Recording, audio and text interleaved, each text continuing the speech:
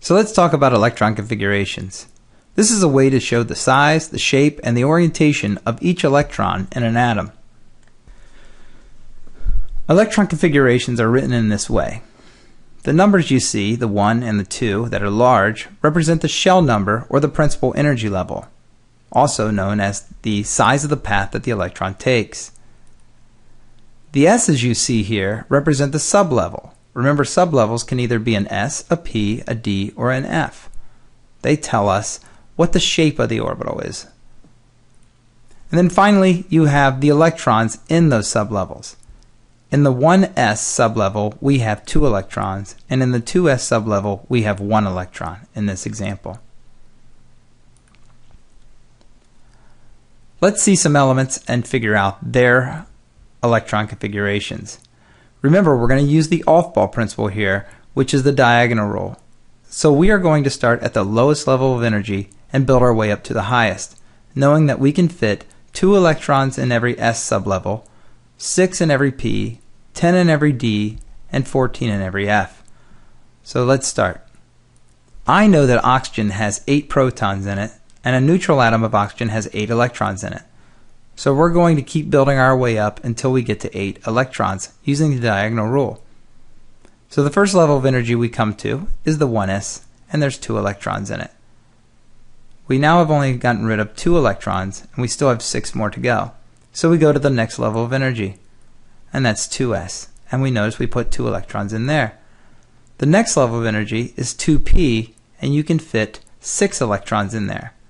Notice we only put 4 electrons in there because if you add up the total of electrons in this electron configuration, you'll notice that there are 8 electrons, which is what is in oxygen.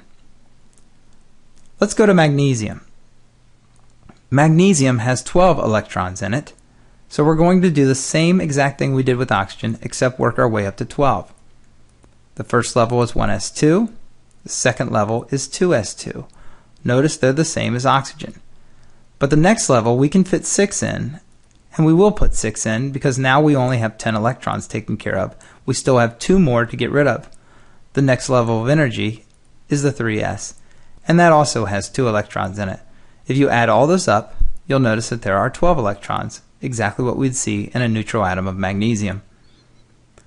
The third and final example of electron configurations is arsenic. It has 33 electrons in it.